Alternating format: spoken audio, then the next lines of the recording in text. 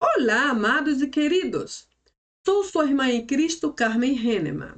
E o nosso tema de hoje fala de uma das festas mais celebradas em quase todo o mundo. Então, a partir daqui, eu gostaria de falar sobre este tema da forma mais simples possível.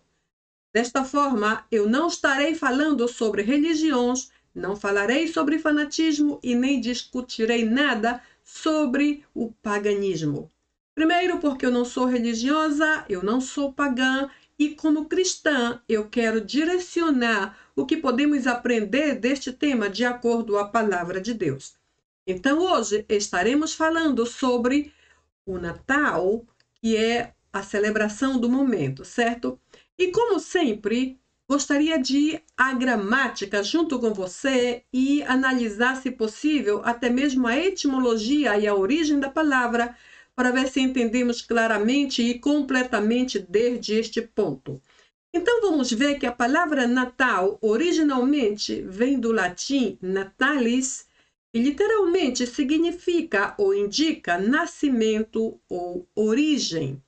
Bem, então a partir daqui já temos uma ideia do que realmente vamos começar a tratar, porque o nascimento indica o começo de tudo, o começo da vida, e geralmente o nascimento é uma data que sempre se comemora. Natal também é conhecido como um termo composto, que também vem do latim nativitate.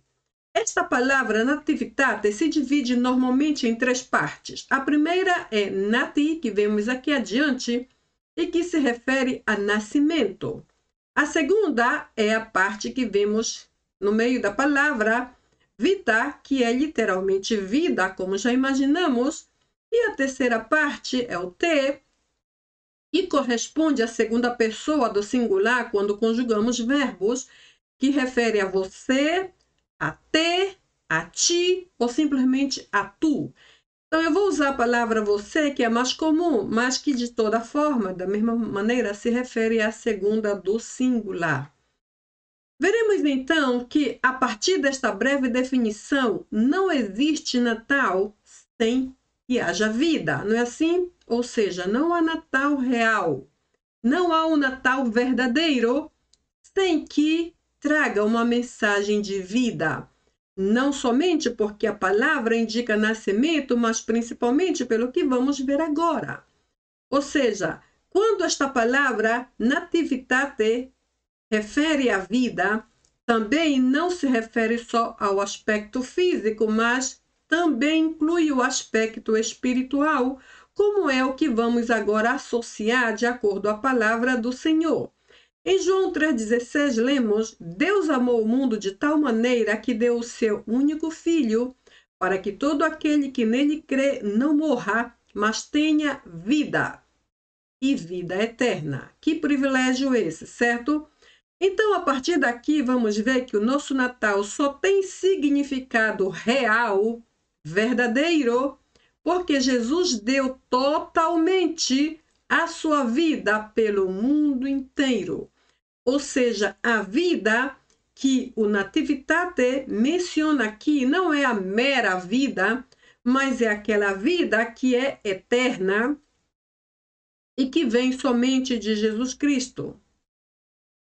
E vemos também que, a partir de João 3,16, este foi o plano mais perfeito do coração de Deus. Eu sei que você sabe disso. Sem este plano de salvação através de Jesus, ninguém teria vida e muito menos vida eterna. Isto seria simplesmente impossível. Vamos ver então que, de acordo com a tradição, o Natal ocorre há mais de 1.600 anos. Isso é uma coisa bastante interessante. Mais de 1.600 anos nesta data do dia 24 ou 25 de dezembro. Ela foi criada no século IV pelo Papa Julius, que simplesmente associou essa ideia da festa natalina com outras festas religiosas que ocorriam no mesmo dia das celebrações deles. E então, veremos que a partir daqui o Natal existe não exatamente porque Jesus tenha nascido neste dia. 24 ou 25 de dezembro, que é o que muita gente crê. Então, vamos ver. Essa data existe desde 1600 anos, foi criada desde o século IV por um homem que teve a ideia de reunir todas as festas religiosas da época com o que seria então o Natal ou o dia do Natal, como foi o que ele mesmo instituiu. Veremos então que Jesus certamente teve um lugar de nascimento, certo? Como qualquer um de nós. E eu trouxe este ponto aqui porque existe uma certa discussão com relação onde Jesus nasceu. Em que cidade, ou em que província, ou em que aldeia, onde Jesus nasceu. Então vamos ver, de acordo à Bíblia, que Jesus nasceu em Belém da Judéia, de acordo a esse texto de Mateus 2, a partir do versículo 1. Lemos somente um versículo porque o texto é muito longo.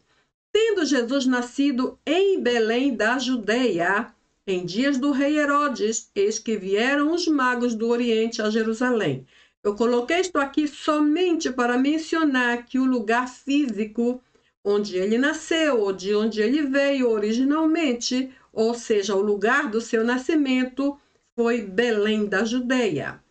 Agora, apesar de que Jesus nasceu em Belém, na verdade ele viveu toda a sua vida, quase completamente toda, em Nazaré. Inclusive, cremos que ali também ele foi batizado. E Nazaré ficava na região da Galileia.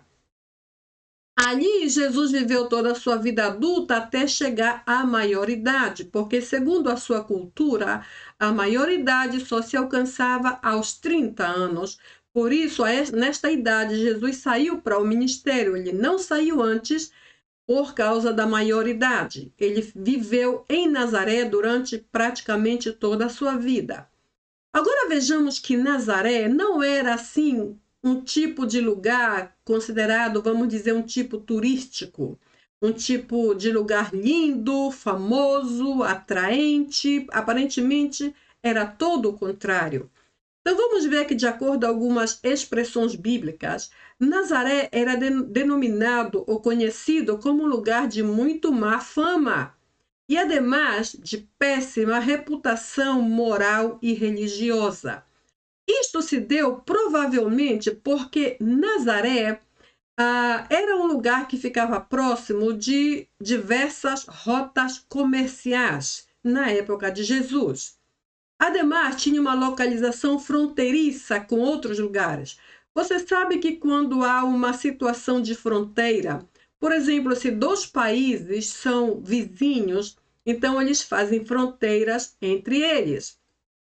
É comum, então, quando dois países que estão perto, um ao lado do outro, as pessoas, a população, tanto de um quanto de outro, geralmente costumam caminhar entre as fronteiras, fazer compras em um, apesar de que moram no outro. E as crianças moram num país e vão estudar na escola do outro país, porque está muito perto. E a linha divisória é apenas uma linha, literalmente. Então as pessoas vão caminhando e voltam caminhando de tão perto que é.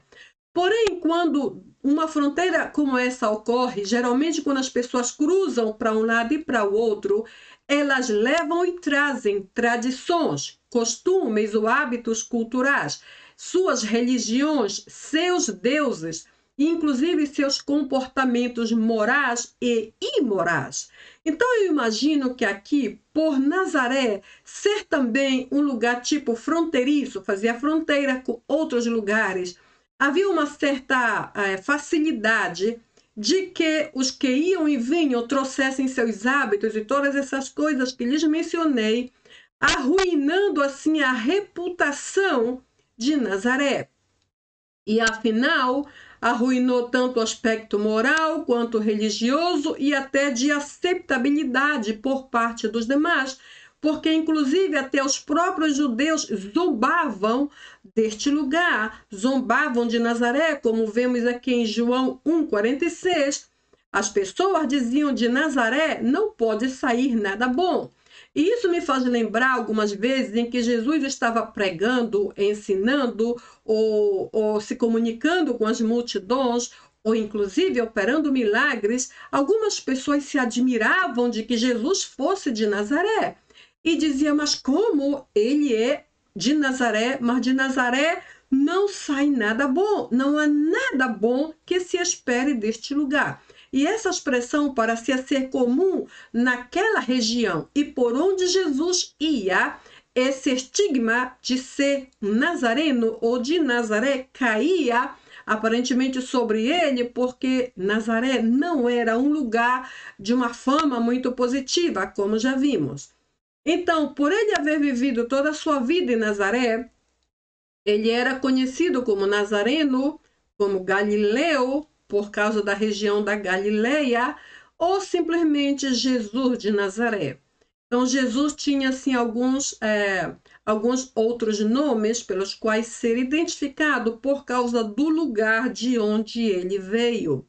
Então, vimos a partir daqui que Nazaré não era um lugar importante e possivelmente só ganhou algum destaque positivo ou alguma fama, uma boa fama, por causa do ministério de Cristo. Agora, uma vez mais, eu observo que lugares pequenos e insignificantes foram os lugares que mais tarde se tornaram mais famosos e mais desejados de serem conhecidos somente porque Jesus Cristo esteve ali e fez grandes coisas, ressaltando a importância dos insignificantes e quanto ele amava aqueles que não tinham nenhum valor para ninguém, inclusive lugares pequenos como Nazaré, como Betânia, a aldeia de Betânia, onde Lázaro, Marta e Maria moravam, e lugares assim pareciam ser os cenários, os lugares preferidos de Jesus para fazer grandes coisas. Vejamos também que, quanto à data do seu nascimento, é outro ponto de grande discussão, mas para começar, eu quero dizer que a Bíblia não menciona absolutamente nada sobre a data do nascimento de Jesus. Sabemos o lugar onde nasceu, sabemos quem foi a sua mãe, seu pai, fisicamente falando, sabemos da sua história, sabemos como ele foi chamado, sabemos tantas coisas, porém a Bíblia não nos menciona a data em que Jesus nasceu. Agora, como a Bíblia não nos diz nada sobre isso, os biblistas ou os estudiosos da Bíblia criaram teorias, ou então alguns dizem correntes teológicas. Eu vou chamar de teorias, porque teorias são assim são mais comuns e que estão mais, digamos, sob investigações, vamos dizer assim. Por que eu digo isso? Porque uma teoria não representa uma palavra final.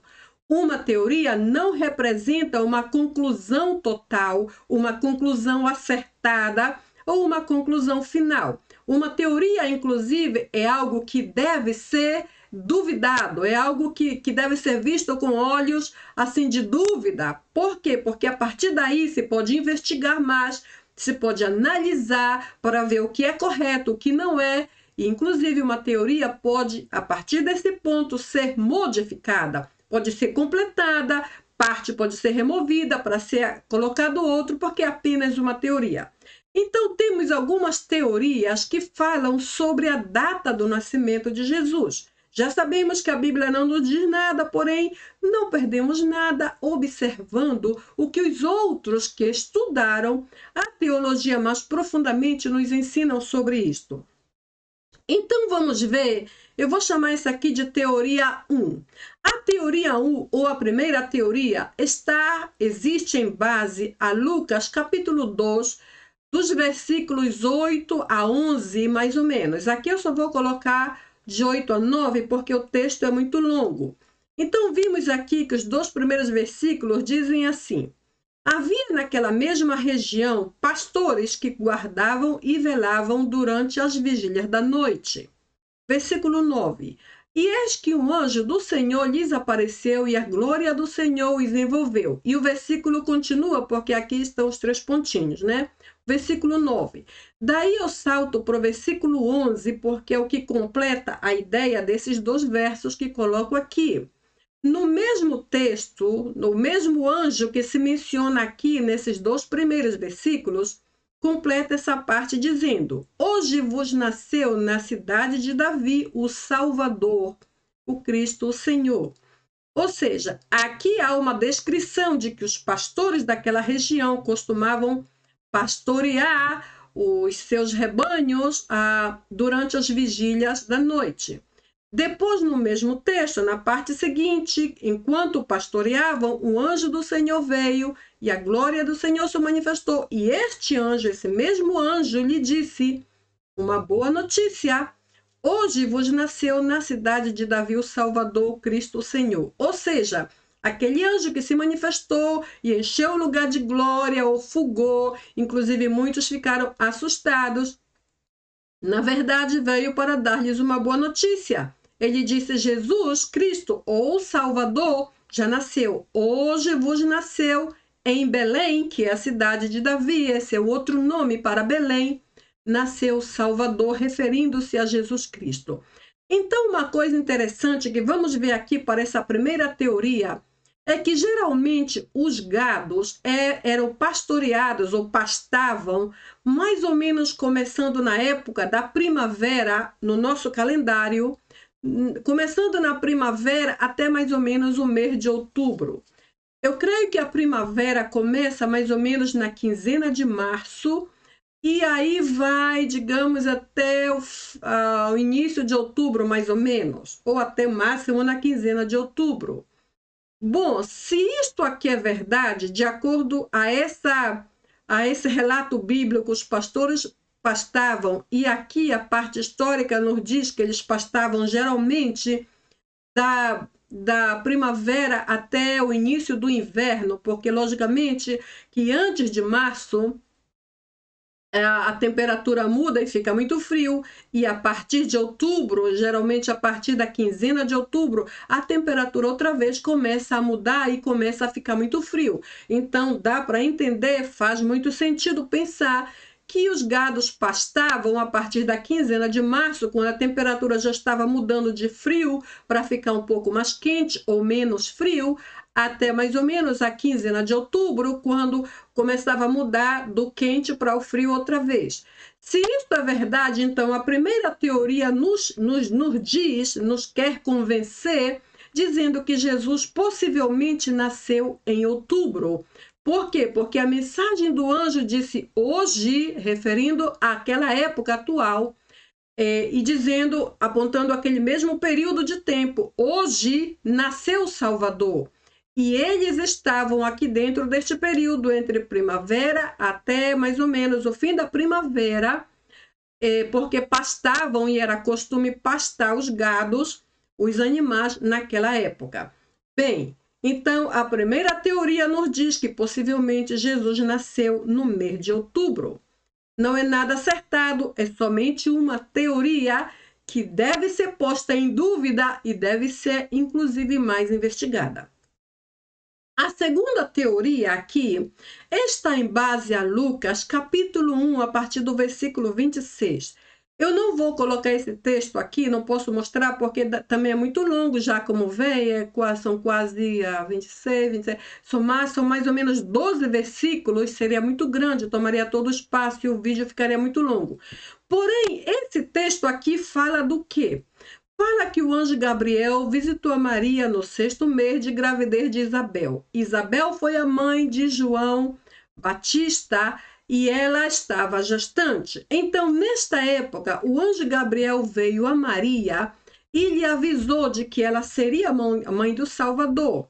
Bom, Zacarias, que era o pai de João Batista, pertencia à ordem sacerdotal de Abias, e isso encontramos aqui no primeiro livro de Crônicas 24:10, que relata exatamente sobre esse aspecto importante.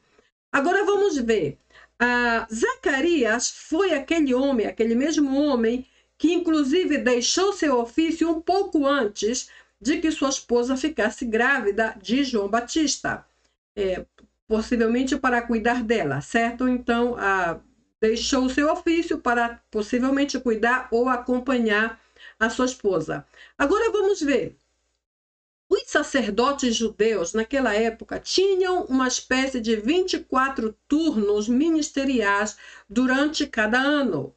sendo que Abias era o 8º, e isso é o que encontramos aqui nesse texto de primeiro livro de Crônicas, capítulo 24, a partir do primeiro até... Eu coloquei o 10 especificamente porque é onde encontramos esse período sacerdotal relacionado com Abias. Então, vamos ver. Existe um portal que se chama Bible Info e que nos diz assim: Zacarias serviu no templo durante até a 10ª semana do ciclo sacerdotal, que coincidentemente se alinhou ou se acercou com o segundo sábado do mês de Sivan, de acordo ao calendário hebraico, e que vai aproximadamente do fim de maio até o fim de junho, até o final de junho. Bem, se nós levarmos em conta essa informação, então teremos aqui digamos, uma adição informativa bastante interessante. Pensaremos então que João Batista foi concebido em junho, então Gabriel, ou anjo Gabriel, teria anunciado a Maria sobre sua gravidez 6 meses depois, já que João Batista era mais velho que Jesus, cerca de 6 meses. Então foi anunciado 6 meses depois, ou seja, no mês de dezembro, como é o que eu coloco bem aqui. 6 meses depois que João Batista nasceu, então era mais ou menos no mês de dezembro, porque de junho a dezembro são 6 meses. Se Maria foi anunciada de que ela seria mãe do Salvador em dezembro, 6 meses depois que João Batista já havia nascido, então contaremos um período de gestação normal de 9 meses, por exemplo, a partir do mês de janeiro, porque Maria recebeu o anúncio de que ela seria mãe do Salvador em dezembro. Então, contando desde janeiro, 9 meses de gestação, os 9 meses então se completaram em setembro. Então, aqui conclui mais ou menos a teoria 2, que nos diz ou nos quer convencer de que Jesus nasceu possivelmente em setembro. E contradiz a primeira teoria, que aponta o seu nascimento para outubro, por causa dos gados que pastavam naquela época, e naquele mesmo dia o anjo veio e disse: o Salvador nasceu, e era a época da primavera, quando era comum que os gados pastassem. Então, de outra forma, na mesma linha de contradição, a primeira teoria contradiz a segunda, negando que Jesus nasceu em setembro. Porém, uma e outra, como eu já disse antes, são apenas teorias, nada está confirmado, devem ser investigados, deve ser discutido, deve ser analisado e tudo isso. São apenas teorias e a Bíblia não mostra nenhuma data do nascimento de Cristo. Agora vamos ver aqui acerca do censo. Veremos que o censo foi a razão porque Maria e José voltaram para Belém. E ali nasceu Jesus. Ou seja, eles moravam em Nazaré. Como já vimos antes, Jesus viveu quase sua vida inteira toda em Nazaré. Porém, antes disso, logicamente, Jesus nasceu em Belém e depois disso retornaram a Nazaré, certo? Então, bom, moravam em Nazaré, foram a Belém e ali Jesus nasceu. Agora vamos ver aqui a questão da viagem, porque voltaram e aonde Jesus nasceu, aonde Maria deu à luz. Vejamos então que o censo era um tipo de sistema de contagem pública ou populacional obrigatória. Maria e José, como cidadãos regulares, responsáveis, normais, regressaram a Belém por causa do censo. Porém, quando chegaram ali, a cidade estava completamente lotada, justamente pelo motivo do censo. Todos vieram para o mesmo lugar, então não havia lugar para ninguém mais, a cidade estava cheia. Não havia lugar para hospedagem, os hotéis, as casas de alojamento, tudo estava completamente cheio. E o único lugar disponível que sobrou para Maria dar à luz foi um abrigo de animais. Agora, nós sabemos que a condição dela era uma condição bastante delicada, ela não poderia esperar nem mesmo 1 hora, imagino eu, porque ela estava para dar à luz. Ela tinha que ir a qualquer lugar onde desse alguma condição de descansar e então dar à luz ao bebê, que neste caso era Jesus. Bem, então todo o que sobrou para ela foi o lugar onde os animais dormem e onde são guardados. Então, de acordo com algumas versões, é chamado de estábulo, estrebaria e outros nomes parecidos. Porém, vamos também considerar a palavra hospedaria no lugar aonde Maria deu à luz. Isso também é outra conjectura, são informações históricas que estamos tratando de entender de acordo com alguns relatos bíblicos. Por que aqui esta palavra hospedaria e não estábulo e estrebaria? Porque em Lucas 2,7 lemos: E ela deu à luz o seu filho primogênito, enfaixou-o e o deitou numa manjedoura, porque não havia lugar para eles na hospedaria. Ou seja, esta palavra é bíblica, hospedaria. Não estou dizendo que o que pensamos que Maria foi aquele lugar assim como estábulo, rústico, separado em um campo, por exemplo, deu à luz ali. Eu não estou dizendo isso, eu só estou tentando pensar e tratar de entender outros aspectos bíblicos de acordo aos relatos históricos da época e vice-versa. Então, vamos ver aqui que em Lucas 2,7, que é o texto que acabamos de ler, deu à luz o primogênito, porque não havia lugar para eles na hospedaria. Vamos ver que nesse mesmo texto que já lemos, a palavra hospedaria, em grego, ela é a palavra katalumate. Katalumate também é encontrado como kataluma. Bom, aqui katalumate significa, vindo do grego original, significa hospedaria, casa de hóspedes e alojamento, ou seja, casas onde as pessoas alugam para dormir, para passar uma noite ou para passar um tempo de férias, não sei, tempo de alojamento. Agora vamos ver, segundo algumas descobertas arqueológicas, e continuamos no aspecto histórico, certo? Existem 3 possibilidades diferentes deste lugar aonde Maria deu à luz. Pode ter sido que ela foi a uma estrebaria no campo, por exemplo, num lugar muito apartado, aonde os animais ficam todo o tempo e fazem os barulhos que querem, ninguém escuta porque estão um pouco apartados das casas ou da cidade. Mas também aqui, essas descobertas arqueológicas nos dão outra visão de onde pode haver sido o lugar onde Maria deu à luz a Jesus. Uma possibilidade aqui é esta. Pode ser que essa estrebaria ou essa hospedaria onde ela deu à luz fosse um lugar para animais que ficava em um nível mais baixo de uma casa. Ou seja, se uma casa tinha 2 andares, é possível então que embaixo do andar térreo houvesse um outro espaço muito abaixo, quase subterrâneo ou parecido a subterrâneo, aonde levavam os animais para dormir, para descansar. Por quê? Porque ali embaixo eles tinham 2 vantagens. Primeiro, os animais não iam escapar e não iam se perder e não seriam roubados.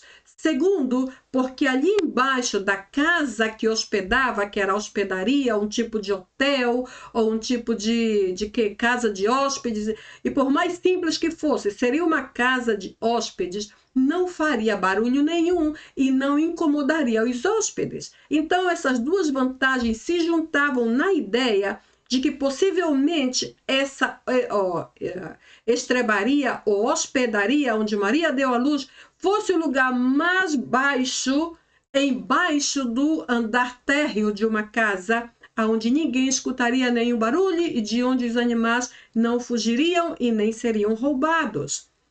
Então, veja bem aqui.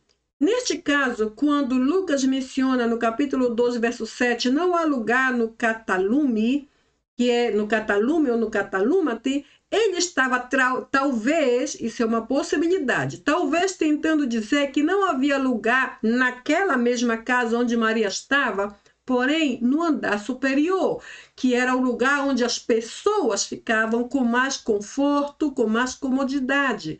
Porém, havia lugar naquela mesma casa, lá no térreo, lá no embaixo de tudo, onde só os animais podiam ficar. Esta é apenas uma possibilidade. A outra possibilidade, segundo algumas descobertas arqueológicas, é que muitas casas tinham uma espécie de divisão através de uma parede que separava a frente da casa da parte de trás. Ou seja, uma casa, independentemente do tamanho, era dividida por uma parede, ou seja, não era que uma parede dividia toda a casa, mas uma parede dividia o que correspondiam à família e o que correspondiam aos animais, porque era comum que todos naquela época tivessem animais, tivessem vacas, cavalos, bois e outros animais, imagino. Então, os animais não podiam conviver juntos dentro da mesma casa com a família, assim que separavam através de uma parede. Eu imagino que deveria ser muito resistente por causa do tipo de animal que tinha. E também penso que havia alguma porta na mesma parede que permitia que cruzassem, que a família fosse de um lado para o outro. O caso é que a parede mantinha os animais do outro lado como parte da mesma casa, ou seja, os animais não estavam separados da casa, não estavam longe da família, apenas estavam separados por uma parede e a família podia escutá-los, por exemplo, podia ir lá para colocar água, comida, ver como estavam, talvez podiam sair com eles, talvez pela mesma porta, talvez por trás, não sei. Eu só sei que a ideia arqueológica que nos trazem aqui é que as casas tinham uma espécie de parede divisória que dividia a parte que correspondia às pessoas e a parte que correspondia ao que eram os animais. Possivelmente naquela parte onde correspondia aos animais, Maria pode haver dado à luz. Esta é apenas uma possibilidade. A terceira possibilidade é sobre uma torre de vigia chamada Migdol Eder. Essa parte aqui é uma coisa bastante interessante, porque apesar de que é uma teoria, nos traz à luz algo assim bem interessante. Então, é uma teoria que fala de um abrigo em que Jesus possivelmente deve ter nascido. Esta torre de vigia estava na área ou na ala norte daquele lugar, na ala norte de Belém, e era chamado Migdol Eder. Vejamos então, esse local era uma espécie de torre de vigia com um lugar embaixo. Outra vez eu vou usar uma palavra comum, que é um lugar como que subterrâneo. Não é uma palavra literal, historicamente falando, mas eu imagino que como estava embaixo de tudo, parecia algo talvez meio subterrâneo. Então estava embaixo e era onde os pastores levavam as crias que iam dar à luz. Então, uma vez que as fêmeas davam à luz, os cordeiros recém-nascidos eram conservados ali e guardados, porque principalmente se eles estavam perfeitos e sãos, eles eram separados e cuidados para mais tarde serem sacrificados no templo de Jerusalém.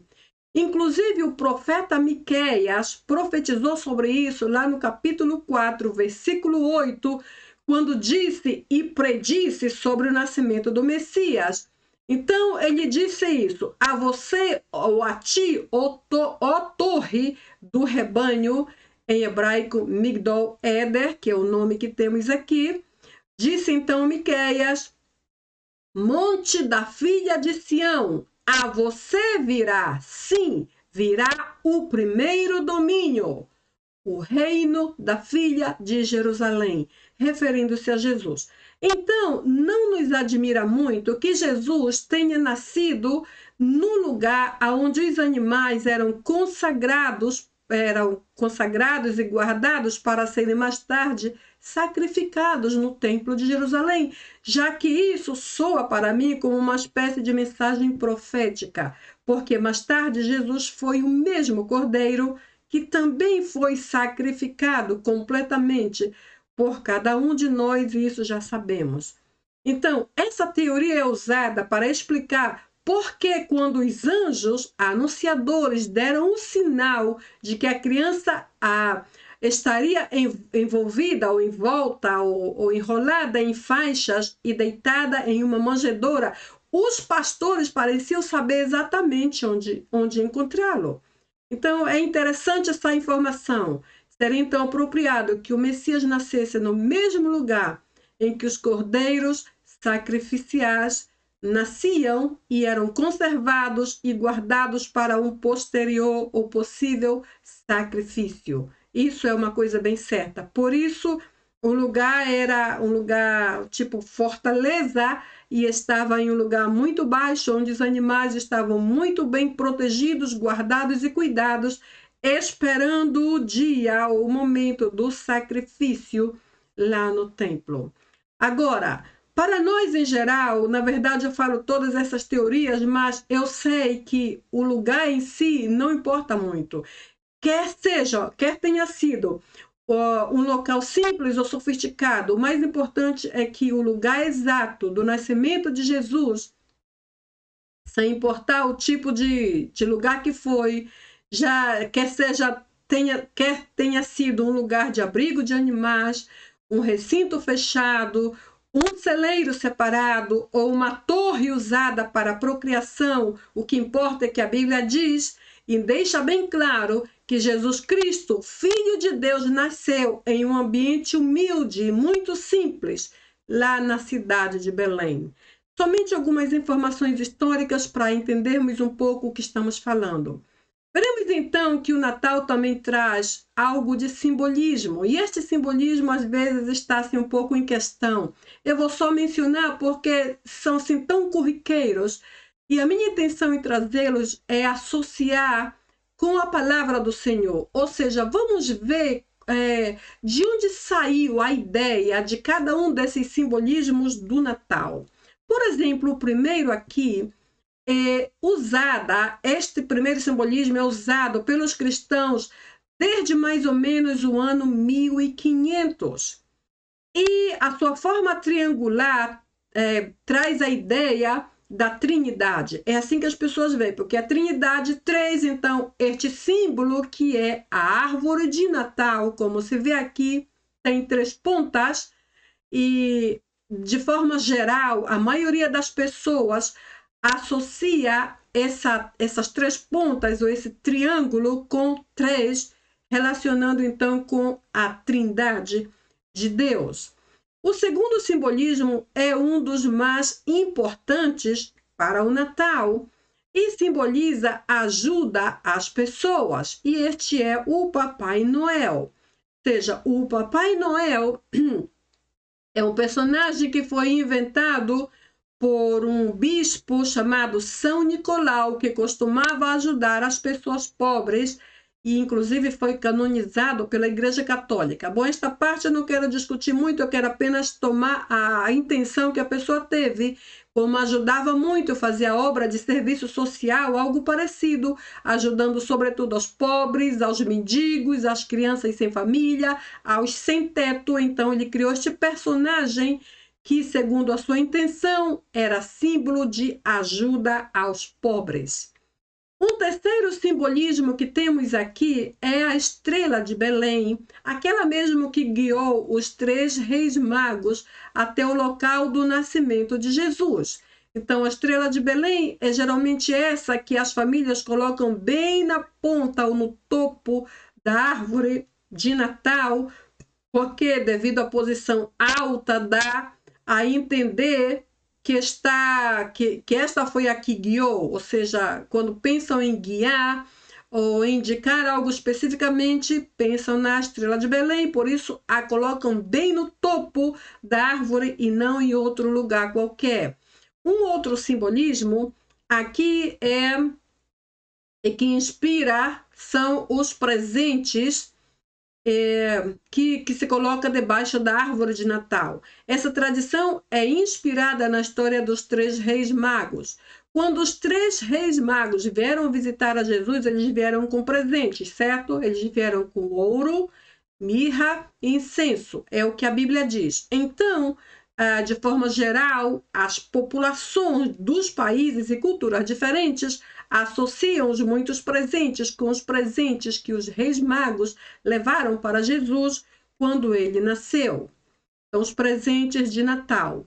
Um seguinte simbolismo aqui é este que se chama presépio. Foi iniciado no século XIII e protagonizado, e faz parte do cenário da vida de Jesus. Protagoniza o nascimento de Cristo. Em outras palavras, o presépio desenha ou descreve o que imaginariamente pensamos que foi o lugar ou a situação onde Jesus nasceu. Como vemos, um lugar que não parecia ser, assim, digamos, sofisticado, nada realmente de nível tão superior. Foi apenas um lugar que Jesus precisou para nascer e Maria precisou para dar à luz. Agora eu quero fazer uma observação. A Bíblia não menciona em nenhum lugar que haviam animais quando Jesus nasceu naquele lugar. Aparentemente, os animais não estavam lá, apesar de que aparecem nos presépios. Então, esta parte aqui eu não aceito muito, eu só trouxe porque isto é um presépio que inclui pessoas e tudo mais, e aqui a imagem ou a ideia de Jesus ali é apenas um presépio. Não está exatamente como deveria, porque eu não creio que haviam animais ali. Porém, é apenas uma representação da ideia que temos. Um outro simbolismo aqui é a coroa que Jesus usava no momento da crucificação. Veremos então que essa coroa era feita de ramos verdes com frutas vermelhas, e essa cor vermelha representava o sangue de Cristo. São as guirlandas ou as coroas. Geralmente, nesta atualidade, se usa esse enfeite nas portas, principalmente na Europa e em Estados Unidos. É muito comum ver cada porta tem uma coroa dessa em diferente posição, indicando ou trazendo à memória a crucificação de Cristo, e todo esse vermelho ao redor, por onde quer que se veja vermelho, está falando do sangue de Jesus Cristo simbolizado lá naquela cruz. Veremos também que o próximo simbolismo aqui traz a ideia de abundância ou provisão. O simbolismo que fala da fartura que recebemos durante todo o ano e que chamamos de ceia de Natal. Ou seja, geralmente, inclusive as famílias mais pobres, elas têm no dia do Natal a mesa mais farta que jamais tiveram em nenhum dia do ano. Eu não havia pensado nisso antes, mas agora eu entendo que isso aqui é uma espécie de, como eu digo, de banquete de agradecimento, segundo as suas intenções, acerca de tudo que receberam durante o ano.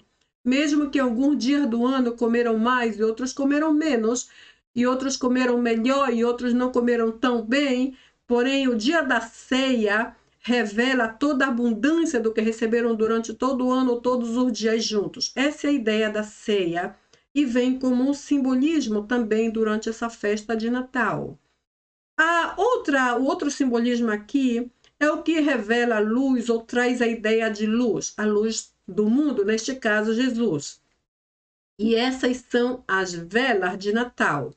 Eu sei que as velas de Natal não são muito comuns no Brasil, porém são muito comuns em outros países, não apenas países europeus ou Estados Unidos, mas há muitos outros países em que as velas são parte, inclusive, do presépio, trazem luz, porque a ideia aqui é falar da luz, que é sinônimo de Cristo, e inclusive a luz é um dos nomes de Cristo, certo? Eu sou a luz do mundo, por exemplo, é uma das formas com que Cristo se identifica. Então, cada um desses simbolismos, como eu falei no começo, eu não quero falar de paganismo, nem quero falar de fanatismo, coisa nenhuma dessa. Eu apenas estou falando porque são os símbolos que nós todos usamos de alguma forma no tempo do Natal e Ano Novo. Então, eu não creio que não existe uma casa onde não haja uma árvore de Natal, por menor que seja, ou um enfeite sobre a mesa, ou algo pequeno sobre a porta, ou algo parecido. É certo que podemos ser contra a árvore de Natal, mas há algo do Natal que sempre identifica essa época. E, por outro lado, o Natal, assim como a nossa festa, nosso dia de nascimento, por exemplo, a nossa data, que sempre comemoramos uma vez por ano, é o Natal. assim, digamos, todos esses aspectos históricos trazem todas as informações necessárias para o que chamamos de celebração de uma data. Como já vimos, Jesus possivelmente não nasceu em dezembro, talvez nasceu em outubro, como vimos uma teoria, talvez nasceu em setembro, como vimos a outra, talvez eu não sei em que data nasceu. O importante é que nasceu e é o nosso Salvador, e isso é o que conta. Então, eu termino isso aqui dizendo para você que me escuta agora, o Natal é uma devoção, te inspira a devoção, te inspira a devotar o Natal, ou seja, é uma devoção ao Natal ou é uma adoração a Jesus? Qual das duas alternativas escolhemos? O Natal, ou quando fazemos a nossa festa, a nossa celebração, estamos expressando devoção a uma festa, a uma classe de tradição, a uma data especial que é o Natal, ou tomamos toda esta informação e celebramos o nosso Jesus Cristo? Repito, Jesus não deve ser celebrado só no dia do Natal, nem tampouco no dia de ação de graças, que foi um dia que passou uns dias atrás. Seja, devemos celebrá-lo e adorá-lo cada dia do ano. Se o nosso ano tem 365 dias, cada dia deve ser celebrado, porque ele é digno disto. Então, para terminar essa discussão, eu deixo vocês com esta pergunta. Estamos agora mesmo começando a nossa semana do Natal. O que faremos durante essa semana? Devotar todo o nosso esforço, toda a nossa energia e todo o nosso dinheiro a uma festa, a uma data, a um período no nosso calendário? Ou será que a nossa preferência é levantar a Jesus Cristo como nosso Salvador? E apesar de que ele não nasceu em dezembro, pois eu realmente não creio que nasceu nesta época de 24 ou 25 de dezembro, o que importa é a intenção deste período de Natal. E a ideia principal deve ser levantá-lo, porque sem Jesus não existe Natal. Sem Cristo não há salvação. Sem Ele não há vida. Já que Natal vem de nativitate, que é a vida que Ele deu a nós e a cada um de vocês. Então, sem Ele não existe nada disto. Não existe vida e muito menos vida eterna, como vimos respaldado ali em João 3,16. Nos deu vida eterna, porém sem Jesus não existe Natal, porque se Natal é nativitate, que é vida para ti e para mim, sem Jesus essa vida não existe. Minha pergunta final é essa: a que preferes fazer? Adorar uma data, um período no calendário que se chama Natal, ou levantar Jesus como o símbolo principal da nossa salvação e vida eterna? Que preferes tu? Eu prefiro a segunda alternativa. Eu prefiro declarar que Ele é o meu Salvador e sem Ele nenhuma festa tem sentido. Tudo é vazio e completamente morto. Glória a Deus nas alturas, como diz a Bíblia, porque Jesus nasceu e é o nosso Salvador para sempre.